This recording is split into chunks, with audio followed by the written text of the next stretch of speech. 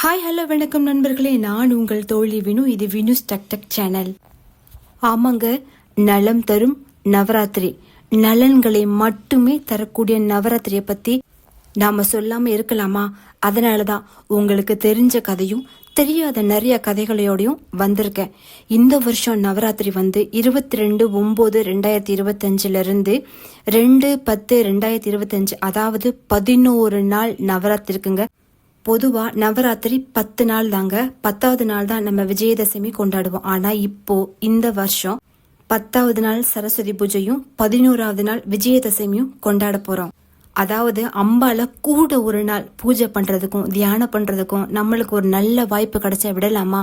இந்த நவராத்திரி நாட்கள் ஏன் ரொம்ப ஸ்பெஷல்னா, நம்ம ஜோதிடம் கொஞ்சம் கத்துட்டு இருந்தோம்னா அவங்களுக்கு தெரியும், அக்ஷய திருதியை நாளும் நவராத்திரி நாட்களுக்கும் எந்த கிரக தோஷங்களும் கிடையாது. அது யமகண்டம், ராவுகாலம், இன்னைக்கு மரண யோகம், அந்த யோகம் இந்த யோகம் எதுவுமே கிடையாது. நம்மளுக்கு சந்திராஷ்டமம், திதி சூன்யம் எதுவுமே கிடையாது. எந்த கிரக தோஷமும் இல்லாத நாட்கள் தான் இந்த நவராத்திரி நாட்கள். அந்த நாட்கள்ல அம்பிகையை வழிபடும் போது எவ்வளவு அற்புதம் இருக்கும். ஆமா, அதை பத்தி குட்டி குட்டி கதையா வழக்கமுள்ள நம்ம கதை சொல்லுவோம் இல்லையா, கதையா நம்ம ஸ்டார்ட் பண்ணிடலாம். அதாவது அம்பால மட்டும் இல்ல, பொதுவா பெண் சக்திகளே 3 சக்திகள் நம்ம சொல்றோம் இல்லையா, இச்சா சக்தி, கிரியா சக்தி, ஞான சக்தின்னு.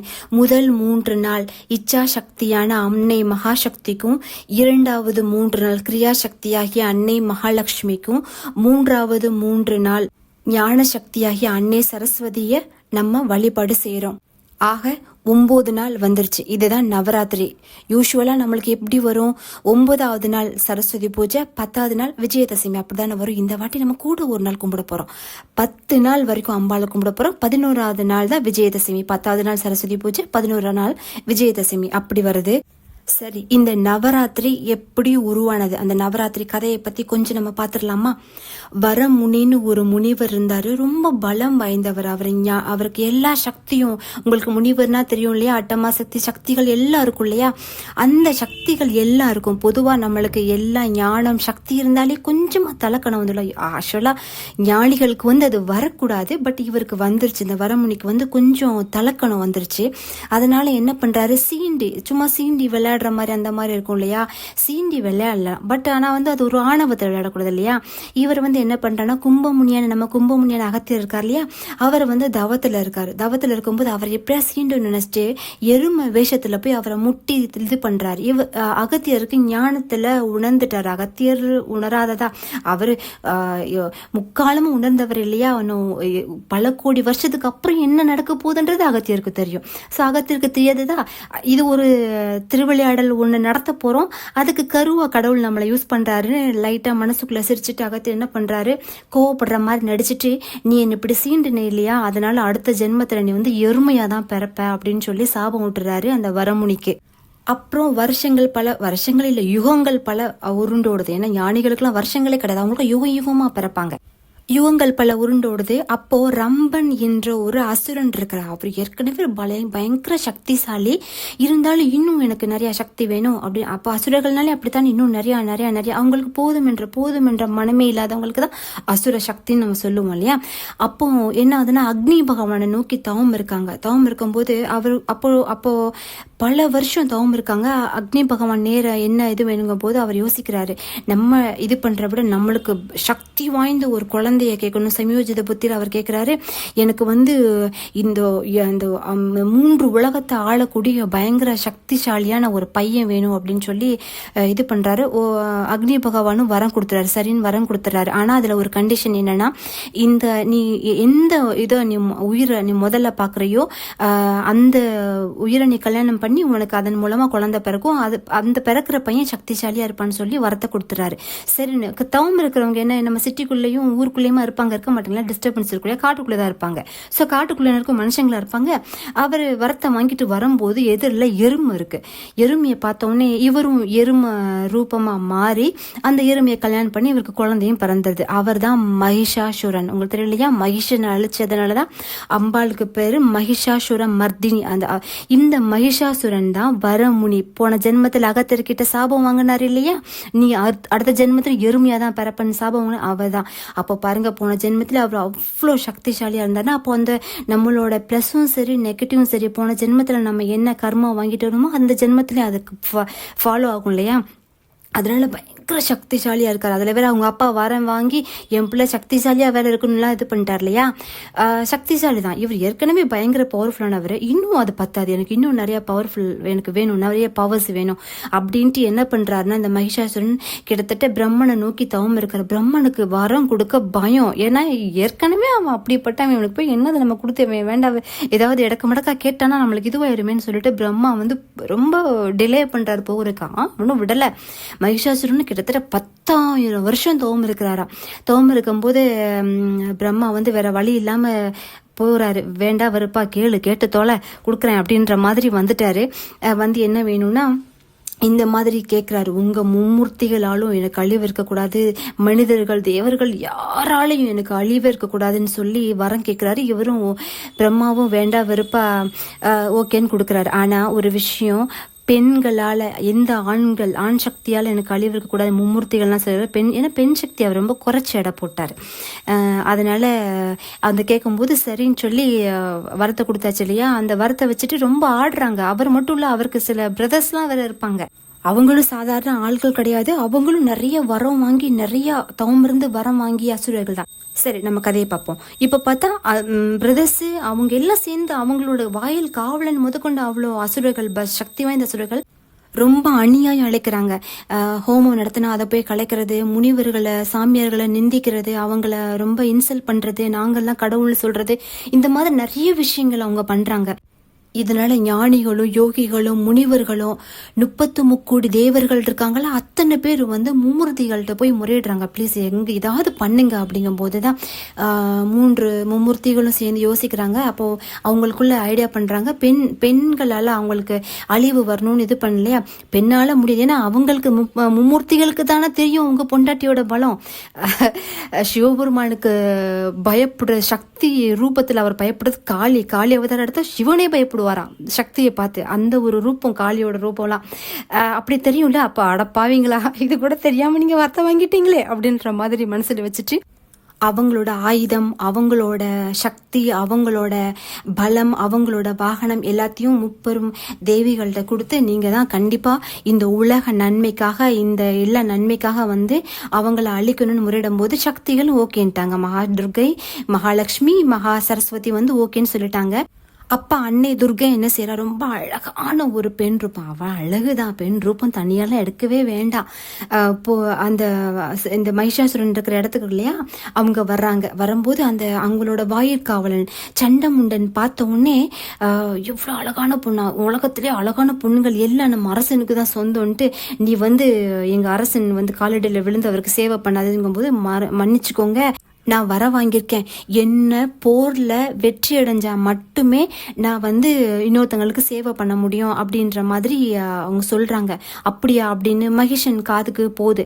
மகிஷன் வந்து ரொம்ப குறைச்சு சக்தி எடை போட்டாரு. அதனால நான் போய் ஒரு பொண்ணுக்கு நேருக்கு நேர் நின்று சண்டை போடவா, அதனால என்னோட தம்பிகளை ஒவ்வொருத்தனா அனுப்புறேன் அப்படின்னு சொல்லிட்டு தான் நம்மளுக்கு நிறைய தெரிஞ்சிருக்கும் இல்லையா. மகிஷாசுரன், மதுகைடவர், தூமலோச்சனன், சண்டமுன்னன், சும்ப விசும்பன், ரத்த பீஜன், இதெல்லாம் மகிஷாசுர மர்தினி பாட்டிலேயே வரும். எந்த அசுரர்கள்லாம் அவங்க அழிச்சாங்கன்னு வரும். அப்போ ஒவ்வொரு அசுரனா வர வர அம்பாள் அழிக்கிறா. அம்பாள் வந்து அப்பதான் அந்த நம்ம சப்த மாதர்னு சொல்லுறோம் இல்லையா, மகேஸ்வரி, கௌமாரி, வாராகி, வைஷ்ணவி, நரசிம்மி, இந்திராணி, சாமுண்டி இவங்களோட அவதாரம்லாம் நவராத்திரி டைம்ல தான் நடக்குது. இந்த இத்தனை பவர்ஃபுல்லான பெண் சக்திகளோட அவதாரமும் இந்த நவராத்திரி டைம்ல தான் நடக்குது. இதுல வந்து ரொம்ப மோசமானவ இந்த ரத்த பீஜன் வந்து பாத்தீங்கன்னா அவன் வாங்கின வரம் பாத்தீங்கன்னா, அழிக்கணும்னா வாழை வச்சு தலையை வெட்டணும், அப்படின்னா சுலாயத்தால குத்துவாங்க, அப்படிதானே. அப்போ ரத்தம் வழியும். அவனோட ஒவ்வொரு துளி ரத்தத்திலையும் அவனுக்கு ஈக்குவலான அந்த ஒரு அசுரன் உருவாக்கிட்டே இருப்பாங்க, ரத்த பீஜன்.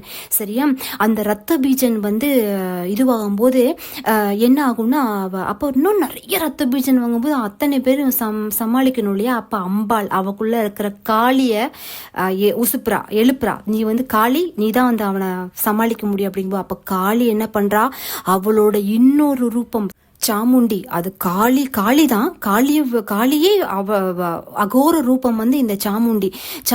ஒரு சொட்டு ரத்தம் கூட தரையில விழாம குடிக்கிறா. அப்ப பாருங்க அவளுக்கு எவ்வளோ, அவனே அரக்கன், அந்த ரத்தத்துல அவனுக்கு எவ்வளவு இது இருக்கும். அது ஒரு சொட்டு விடாம குடிக்கிறான்னா அவ இன்னும் எவ்வளவு சக்திசாலியா இருப்பா அந்த சாமுண்டி. அதான் சொல்லுவாங்க மைசூர் சாமுண்டி கோவில் இருக்கு இல்லையா, அந்த நிறைய பேருக்கு நம்மளுக்கு யாரோ ஏதோ செஞ்சிருப்பாங்களோ, ஏதோ இதெல்லாம் பிரச்சனையா நிறைய இருக்கே அப்பெல்லாம் பயப்படுவாங்க சில பேர். நம்மளுக்கு இலூஷன் ஒரு மாதிரி திங்கிங், மனநிலை சில சமயம் சரியில்லைனா கூட, இல்லைன்னா நம்மளுக்கு யாராவது ஏதாவது பண்ணியிருப்பாங்களோ, பிளாக் மேஜிக், கண்ட்ரிஸ்டி கூட, பிளாக் மேஜிக்கை விட கண்ட்ரிஸ்டி ரொம்ப மோசமான ஒரு விஷயம் இல்லையா. அவங்க வந்து மைசூர் சாமுண்டி கோவிலில் போய் அங்கே மந்திரிச்சு கயிறுலாம் கட்டுவாங்க. அதை கட்டுறது எந்த ஒரு சக்தியும் அந்த சக்திக்கு முன்னாலே நிற்க முடியாது. அவ்வளோ பவர்ஃபுல்லான மைசூர் சாமுண்டி அவதாரம். அப்போ காளி சாமுண்டி அவதாரம் எடுத்து அழிப்பா. இந்த மாதிரி நிறைய இருக்கு, நிறைய ஒவ்வொருத்தவங்களுக்கும் ஒவ்வொரு இது இருக்கு. அன்னை அந்த மாதிரி எடுத்து அத்தனை பேர்த்த அழிக்கிறாங்க. மூணு சக்திகளும் சேர்ந்து அழிக்கிறாங்க. இந்த சாமுண்டியை தான் நவராத்திரி காலத்துல நம்ம வந்து அஷ்டமி அன்னைக்கு, அதான் அஷ்டமி ரொம்ப பவர்ஃபுல்லான ஒரு நாள். நீங்க நவராத்திரியில இப்ப ஃபர்ஸ்ட் முதல் நாள்ல இருந்து நீங்க என்னால கும்பிட முடியல, நான் என்ன பண்றது அப்படின்னா, அஷ்டமி அன்னைக்கு விடவே விட்டுறாதீங்க. அஷ்டமி அன்னைக்கு காளி கோவிலுக்கு காளி போய் வழிபடுங்களா, அம்பாள் கோவிலுக்கு போய் அம்பாளை வழிபடுங்க. அஷ்டமி அன்னைக்கு உங்க வீட்டுல உட்காந்து பூஜை, நீங்க ஏதாவது பூ போட்டு ஏதாவது பிரசாதம் வச்சு சாமி கும்பிடுங்க. அன்னைக்கு எதுனாலும் வைக்கலாம், பிரசாதம் வச்சு சாமி கும்பிடுங்க. அதே மாதிரி இன்னொரு விஷயம், நம்ம வரலட்சுமி நோன்பை நான் வந்து அந்த டைம்ல பீரியட்ஸ் இருக்கு, ஏதோ கும்பிட முடியாத ஒரு சூழ்நிலை வந்துருச்சு அப்படின்ற நினைக்கிறவங்க இந்த நவராத்திரி டைம்ல வெள்ளிக்கிழமை நவராத்திரி டைம்ல மகாலட்சுமி பூஜை தாராளமா செய்யலாம், வரலட்சுமி பூஜையை தாராளமா செய்யலாம் வீட்டுக்கு. அதே மாதிரி இந்த நவராத்திரி நாள் 9 நாளும் ஏதாவது உங்களால முடிஞ்ச அளவு வாங்கி வச்சுக்கோங்க. வாங்கி வச்சுட்டு இந்த மஞ்சள் குங்குமம், தாலி, வளையல், பிளவுஸ் பிட்டு எதுனாலும் வீட்டுக்கு வர சுமங்களுக்கு வந்து கொடுங்க, ரொம்ப நல்லது. அதே மாதிரி 9 வயசுக்கு கீழே உள்ள குழந்தைகள் அம்பாளாவே பாவிங்க, அவங்களுக்கு நல்ல வீட்டுக்கு அழைச்சி அவங்களுக்கு சாப்பாடு வைங்க. இல்லைன்னா அவங்களுக்கு ஏதாவது ரொம்ப கஷ்டப்படுற ஆர்பனேஜ் இருக்கிற குழந்தைங்க இந்த டைம்ல வந்து ரொம்ப ஏழை குழந்தை, ஏதோ ஒரு குழந்தைங்களுக்கு உங்களால முடிஞ்ச ஒரு நோட் புக் வாங்கி கொடுக்கலாம், பென்னு வாங்கி கொடுக்கலாம், ட்ரெஸ் வாங்கி கொடுக்கலாம். வயிறார அவங்களுக்கு ஒருவேளை சாப்பாடு கொடுத்து, சாப்பாடு பார்சல் வாங்கிட்டு போய் ரோட்டோரத்துலாம் இருப்பாங்கல்ல, அவங்களும் கொடுக்கலாம், ரொம்ப நல்லது. சின்ன குழந்தைங்க எல்லா வயசு பெண் சக்தி தானே, பெண் சக்திகளை வந்து கும்பிடுறதுக்கு அதி அற்புதமான ஒரு டைம் இது அஸ்ட்ராலஜி படி பார்த்தீங்கன்னாலும், நான் சொன்னேன் இல்லையா, எந்த கிரக தோஷமும் கிடையாதுன்னு. இது பவர்ஃபுல்லான, ஒரு மடங்கு செஞ்சால் 100 மடங்கு எதிரொலிக்கிற பவர்ஃபுல்லான டேஸ் இல்லையா. ஸோ சில பேருக்கு நம்ம ஜாதகம் ஜோசியெல்லாம் பார்க்கும்போது சொல்லியிருப்பாங்க, கன்னி சாபம், சுமங்கலி சாபம், இந்த சாபம் அந்த சாபம், பெண் சம்பந்தமான சாபங்கள்லாம் சொல்லியிருப்பாங்க இல்லையா. அந்த சாபத்திலேருந்து விடுதலை கூட நம்மளுக்கு கொடுக்கும். பெண்களுக்கு சில செய்கிற பட்சத்தில் அந்த சாபத்திலேருந்து விமோச்சனம் நம்மளுக்கு கொடுக்கும். இப்படி அம்பாள் போரிட்டு வெற்றி அடைஞ்சு மகிஷாசுரனை அழிச்சு வெற்றி அடைஞ்ச அந்த நாளை தான் நம்ம விஜயதசமி அப்படின்னு கொண்டாடுறோம். இதுல வந்து பாத்தீங்கன்னா நம்ம இங்க வந்து விஜயதசமி அப்படின்னு கொண்டாடுறோம். நார்த்ல எல்லாம் பாத்தீங்கன்னா தசரான்னு சொல்லிட்டு இது பண்ணுவாங்க. அங்க வந்து அம்பாள் இது பண்ற விட ராம் லீலான்னு சொல்லிட்டு, ஆமா உண்மைதான், இந்த தசமி அன்னைக்கு தான் ராமன் ராவணனை அழிச்ச நாள். இந்த தசமி அன்னைக்கு தான் பாத்தீங்களா, அவ்வளவு பவர்ஃபுல் டே அது அந்த இதுக்கு. அதே மாதிரி இது வந்து என்னன்னா, இந்த விஜயதசமினால என்னன்னா, அசுரர்கள், அந்த அசுர சக்தியை அழிக்கிறது. ராவணன் அசுரன் நான் ஒத்துக்க மாட்டேன், அவர் கொஞ்சம் நல்லவர் தான், பட் ஆனா ராமன் வந்து அழிச்சிருக்காரு. அதே மாதிரி பாண்டவர்கள் கௌரவர்களை வெற்றி அடைஞ்ச நாளும் இந்த விஜயதசமி அன்னைக்கு தான். இந்த 3 விஷயத்துக்கும் இந்த 3 இன்சிடென்ட்டுக்கும் ஒரே ஒரு விஷயம் மட்டும் ஒத்து போகும். அது என்னன்னா, வன்னி மரம். உங்களுக்கு ஒரு சீக்ரெட் சொல்றேன், நிறைய பேருக்கு இது தெரியாது, இந்த ஒரு சீக்ரெட் சொல்றேன். வன்னி மரம் ரொம்ப ரொம்ப ரொம்ப ஸ்பெஷல். வாய்ப்பு இருந்தா இந்த நவராத்திரி டைம் வன்னி மரத்தை போய் கும்பிடுங்க, அதுவும் கட்டி பிடிச்சு கும்பிடுங்க. கொஞ்சம் கேட்கறதுக்கு ஒரு மாதிரி இருக்கும், என்னமா மரத்தெல்லாம் போய் கட்டி பிடிச்சி கும்பிட்டு சொல்லிட்டா, ஆமா வன்னி மரத்தை கட்டி பிடிச்சா அவ்வளோ, வன்னி மரத்தை கண்ணுக்கே தெரியாம ஒரு பாசிட்டிவ் வைப்ஸ், அவ்வளோ அதி அற்புதமான வைப்ஸ் இருக்கும். அதை கட்டி பிடிச்சி கும்பிடும்போது இன்னும் நல்லா. வன்னி மரம் வந்து ஒரு பெண் சக்தி நிறைஞ்ச மரம். வன்னி மரம் வந்து தேவ லோகத்துல இருந்து 2 மரங்கள் வந்ததா, அதுல ஒண்ணு அத்தி, இன்னொன்னு வன்னி மரம். நம்ம நிறைய பேர் பார்த்திருப்பீங்கல்ல, ஹோம குண்டத்துக்கு ஹோமத்துல குச்சியெல்லாம் யூஸ் பண்ணுவாங்கல்ல, அதுக்கு அத்தி, அகில், வன்னி இதெல்லாம் தான் போடுவாங்க. இந்த வன்னி மரம் வந்து அவ்வளோ ஸ்பெஷல். வன்னி மரத்தோட விநாயகர் அதனால தான் ரொம்ப ஸ்பெஷல். வன்னி மரத்து விநாயகர்கிட்ட போய் என்ன கிட்டாலும் உடனே கொடுக்குறா, அந்த வன்னியும் சேர்ந்து கொடுக்குறனால தான். வன்னி மரம் கேட்ட வரத்தெல்லாம் கொடுக்கும். ஸோ அம்பாள் என்ன செய்வாளா, போர் எப்படி நடக்கும், காலை சூரிய உதயத்திலிருந்து சூரிய அஸ்தமனம் ஆகுற வரைக்கும் தானே போர் நடக்கும். அப்போ நைட் டைம் இரவு வேளையில் என்ன ஆகும்னா, அந்த வன்னி மரத்து அடியில் தான் அம்பாள் வந்து இலைப்பாருவாளாம். அவள் ஆயுதத்தை சேஃபாக அங்கே வச்சுட்டு தான் இலைப்பாருவாளாம் அந்த வன்னி மரம். அந்த வன்னி மரம் வந்து நம்மள்கிட்ட இருக்கிற அந்த நெகட்டிவ்ஸ் எல்லாம் ரிமூவ் பண்ணி பாசிட்டிவ்ஸ் கொடுக்குறோம். ஓகேவா, அம்பாள் இலைப்பாருவாள். அதே மாதிரி தான் ராமனும் ராவணனை அழிக்கிறதுக்கு முன்னால அவர் ஆயுதங்களை எல்லாத்தையுமே வன்னி மரத்தடியில் வச்சு வழிபட்டுட்டு தான் போய் அழிச்சாராம். கிட்டத்தட்ட அம்பாள் சக்தி வாங்கியிருக்காரு. அதே மாதிரி பஞ்ச பாண்டவர்கள் இருக்கிற கௌரவர்களை அழிக்கிறது, கௌரவர்களை போர் முடிஞ்ச உடனே அவங்களுக்கே தெரியாம வன்னி மரத்தடியில தான் இலைப்பாடுறாங்களா. அவங்களுக்கு அந்த ஆயுதங்களா இருக்கும் இல்லையா, பவர்ஃபுல்லான ஆயுதங்கள் அந்த வன்னி மர பொந்துக்குள்ளதான் ஒழிச்சு வச்சிருக்காங்க. இது வந்து அவங்க தெரியாம செஞ்ச விஷயம். ஆக்சுவலி அது கிருஷ்ணனுக்கு தெரியும். அவர் தான் இன்டைரக்டா அவர் இது பண்ணுவார் இல்லையா, கைட் பண்ணுவார் இல்லையா. அப்போ அந்த மரத்துல போய் உட்காரு, அங்கே அந்த பொந்துக்குள்ள ஒழிச்சு வச்சுக்கோ அப்படின்னு அவர் சொன்னாலும் சொல்லியிருக்கலாம், யாருக்கு தெரியும். அதுக்குள்ளதான் சேஃபா வச்சுட்டு அவங்க போய் போர் புரிஞ்சாங்க. அதுதான் அந்த ஆயுதங்களுக்கு பவர், அவ்வளோ பவர். ஸோ வன்னி மரம் என்ன செய்யும், நம்மளோட இது பண்ணும், நம்மளோட பிரச்சனைகளை தீர்க்கும், நம்மளுக்கு லைஃப் நல்லா. அதனால பார்த்தீங்கன்னா பெரிய பெரிய சிவாலயங்கள்ல இந்த தீர்க்கவே முடியாத ஒரு நாகதோஷம், இந்த தோஷம் அந்த தோஷம் இல்லையா, அந்த மாதிரி ஸ்தலங்கள்ல வந்து பார்த்தீங்கன்னா வன்னி மரம் தான் தல விருட்சமா இருக்கும். ரொம்ப ஃபேமஸான, நீங்க போட்டு பாருங்க, மகா கும்பேஸ்வரர் கோவில்ல வந்து வன்னி மரம் தல விருட்சம். அதே மாதிரி பார்த்தீங்கன்னா கொடுமுடி வந்து ரொம்ப ஃபேமஸான ஒரு தோஷம் நீக்கக்கூடிய ஒரு கோவில், காவிரி ஆற்றங்கரையில் இருக்கும்.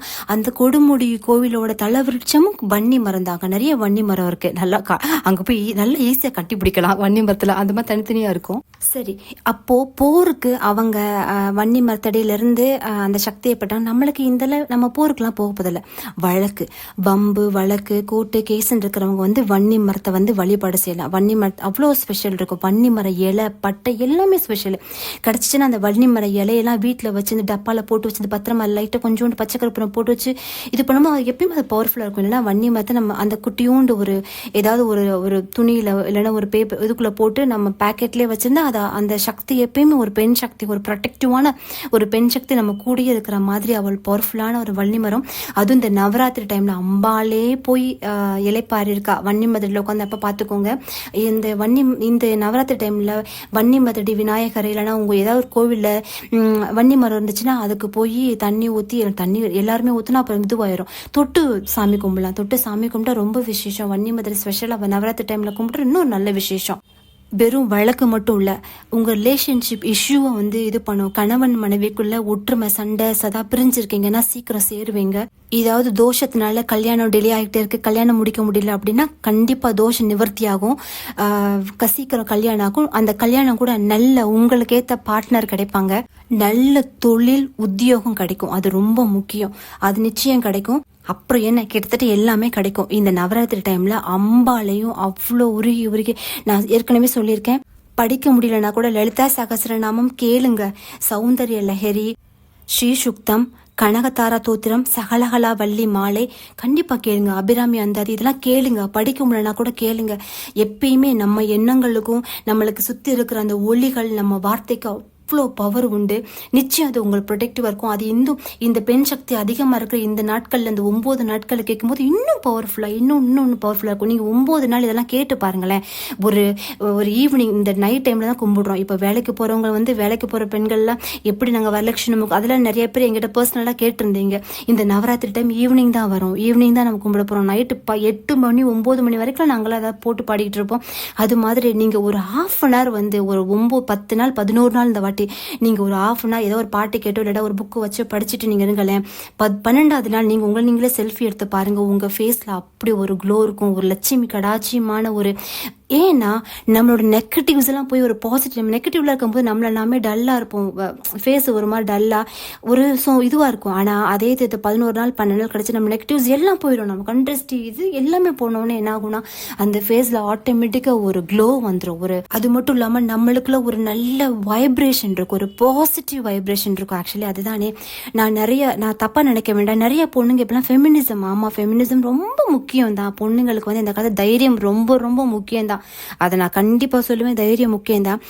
ஆனா என்ன சொல்றது, ஒரு நம்மகிட்ட ஆளுமை இருக்கலாம், ஆனா ஆணவம் இருக்க வேணாம். அதனாலதான் கடவுள் ஆண்களுக்கு இல்லாத ஒரு பண்பை பெண்களுக்கு கொடுத்திருக்கா இல்லையா, தாய்மை.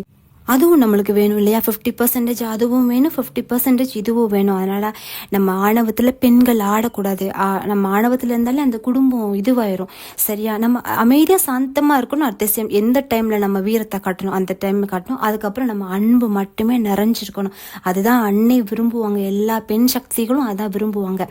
பெண் சக்திகள் வந்து நான் ஏற்கனவே உங்களுக்கு நான் என்னோட வீடியோஸை ரெகுலரா பார்த்துட்டே இருந்து நான் சொல்லியிருப்பேன், எனர்ஜி தான் இந்த வாழ்க்கை. மணிலிருந்து எல்லாமே ஒரு எனர்ஜி தான். நம்மளே ஒரு எனர்ஜி ஃப்ரீக்வன்சி, இந்த வேர்ல்டு எல்லாமே ஒரு எனர்ஜி தான். அந்த எனர்ஜி யாரு, சக்தி தான். அதனாலதான் அவளுக்கு பேர் சக்தி. அந்த ஆற்றல், உடல் சிவன்னா உயிர் சக்தி, உயிர். அப்போ இந்த உலகம் ஃபுல்லா எதில் நிறைஞ்சிருக்கு, சக்தியில் தான், எனர்ஜினால நிறைஞ்சிருக்கு. அதனால சக்தி. இதுக்கு ஒரு லாஸ்டா ஒரே ஒரு கதையை மட்டும் சொல்லி நம்ம வீடியோ இது பண்ணிடலாம். நம்மளுக்கு தெரியும் இல்லையா, ஆதிசங்கரரை பத்தி நல்லா தெரியல. ஆதிசங்கரை வந்து பின்னால அம்பால ரொம்ப உருகி அதுக்கு முன்னால அவருக்கு வந்து சிவன் மேல ரொம்ப ஈடுபாடு இருக்கு, சக்தி மேல அவ்வளவு தூரத்துக்கு ஈடுபாடு இல்லை. அது சிவனுக்கு லைட்டா ஒரு இது.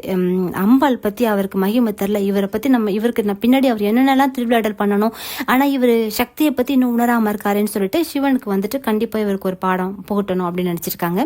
அப்போ ஆதிசங்கரர் வந்து ஒரு இடத்துல ஏதோ இலைப்பாரிட்டு இருக்காங்க. அப்போ சிவபெருமான் வந்து கைலாயத்துல பார்வதி வாயன் ரொம்ப போர் அடிக்குது, அப்படியே ஜாலியா பூலோகம் வரைக்கும் போயிட்டு வரலாம் அப்படின்ற மாதிரி ஒய்ஃபை கூப்பிட்டு ஒரு நாயும் கூப்பிட்டு வர்றாங்க. அப்போ வர்றன் வந்துட்டு இருக்காங்க. ஆதிசங்கரர் பக்கத்துல ஒரு போனம் கிடக்குது. யோகிகளுக்கு வந்து போனம் உயிர் அதெல்லாம் எதுவுமே பெரிய விஷயம் இல்லையா. அவங்க அந்த பக்கம் ஒரு மாதிரி ரெஸ்ட் எடுத்துட்டு இருக்காங்க, இது பண்ணிட்டு இருக்காங்க. அப்போ வந்து சிவன் வந்து அவங்க 2 பேரும் மானிட ரூபத்துல வர்றாங்க. அப்போ சிவபெருமான் வந்து சொல்றாங்க, இந்த பணத்தை எடுங்க, நாங்க தாண்டி அந்த பக்கம் போகணும் அப்படிப்பாங்க. அப்ப அதான் சொல்லுவாங்க, எப்பயுமே நம்ம படுத்திருக்கோம் அப்படின்னா நம்மளை தாண்டி போக கூடாது, உயிரோட இருக்கிறவங்கள தாண்டக்கூடாது, ரொம்ப தோஷம் தப்புன்னு சொல்லுவாங்க. அதனால இந்த பணத்தை எடுங்க, இதை எடுங்க, நாங்க அந்த பக்கம் போகணும் அப்படின்னு ஆதிசங்கரை பார்த்துட்டு சொல்றாங்க. ரொம்ப சின்ன வயசு அப்போ இருக்கு. பார்த்துட்டு சொல்றாங்க, இது வந்து பணம் தானே, இதுக்கு என்ன சக்தியா இருக்கு, நீங்க தாண்டி போகலாம், அதெல்லாம் போகலாம் போங்க அப்படின்னு சொல்றாரு. அப்போ சொல்றாங்களாம், அப்பா டக்குன்னு அம்பாளுக்கு தெரியும் இல்லையா, இவர் அம்பாள் அவ்வளவு பெண் சக்தி, சிவனை ரொம்ப இது பண்ணுவாங்க, அம்பாள் இது பண்ணலன்னு. அப்போ நான் ஜாதி பத்தியும் பேசுறேன்னு நினைக்க வேண்டாம், உண்மையை சொல்றேன். பிராமணருக்கு சக்தி மேலாம் நம்பிக்கை இருக்கா அப்படின்னு சர்காஸ்டிக்கா கேட்குறாங்க. அப்போதான் அவருக்கு ஒரு விஷயம் ஞானம் இல்லையா, அப்படி ஸ்டக்குன்னு ஸ்ட்ரைக் ஆகணும் இல்லையா. அப்போ யோசிக்கிறாரு. அப்போ சக்தி, ஆமா சக்தி தான், ஆமா அந்த உடம்புல சக்தி, உயிர் இல்லைன்னா சக்தி இல்லைன்னா அதுக்கு மதிப்பு இல்லை. அப்போ சக்தி தான் எல்லாத்துக்கும் மூலாதாரம்னு அப்போதான் யோசிக்கிறார். அதுக்கப்புறம் தான் நிறைய கோவில்ல போய் ஸ்ரீ சக்கரம் சொல்றாரு. திருச்சி திருவானைக்காவல் எல்லாம் பாத்தீங்கன்னா சுவாமி வந்து தண்ணிக்குள்ள தாவரி ஆற்றம் தண்ணி அந்த இதுல இருக்கிறாரு. அம்பாள் அப்படி நெருப்பு இதுவா இருக்கிறாளாம். அப்போ அவர் ஞான கண்ணன் திருஷ்டியில பாக்குறாரு, சுவாமி தண்ணியில இருக்கிற அம்பாள் நெருப்பா இருக்கா, ரெண்டு எப்படி ஒத்து போகாது இல்லையா. அப்போதான் என்ன பண்றாருன்னா 2 ஸ்ரீசக்கரம் செஞ்சு 2 காதலையும் மாற்று. அப்போதான் அவங்களோட அந்த வெப்பம், அந்த உக்ரம் தணிஞ்சு பகவானுக்கு ஈக்குவலா ஆனாங்க அப்படின்ற மாதிரி சொல்லுவாங்க. அது மட்டும் இல்லாம எல்லாம் சொல்லுவாங்க இல்லையா, எல்லாம் அம்பாளுக்கு கீழே மட்டும்தான் ஸ்ரீசக்கரம் இருக்கும். ஆனா காஞ்சிபுரம் கோவில்ல ஆதிசங்கரன் வந்து ஒவ்வொரு இதுக்கும் ஒரு ஸ்ரீசக்கரம் பதிச்சாராம். காஞ்சிபுரம் கோயில் அதான் பவர்ஃபுல்லா, கோயிலை சுத்தி நிறைய ஸ்ரீசக்கரத்தை வந்து ஆதிசங்கரர் வச்சிருக்காங்க. அதுக்கப்புறம் அம்பாள் கிட்டத்தட்ட சௌந்தரிய லஹரி அதுன்னு எழுதி அம்பாள் உபாசரே மாறிட்டாங்க. அதுதான் சக்தி. நான் சக்தி. அதனாலதான் மறுபடியும் இத்தனை கதை உங்களுக்கு சொல்லிக்கிட்டே இருக்கேன். சக்தியோட பவர்ஃபுல்லா மகத்துவத்தை புரிஞ்சுக்கோங்க. சக்தியை அத்தனை பெண் சக்திகளையும் வழிபடுறதுக்கு இந்த நவராத்திரி தவிர பிரசித்தி பெற்ற ஒரு நாள் வந்து இருக்கவே முடியாது. 3 சக்திகளையும் நம்ம வழிபட்டு இந்த நவராத்திரி நாள்ல எல்லாரும் எல்லா நலமும் வளமும் கிடைக்கணும்னு நான் அந்த பிரபஞ்சத்தை வேண்டிக்கிறேன். அன்பை விதைப்போம், அன்பை மட்டுமே விதைப்போம். நன்றி.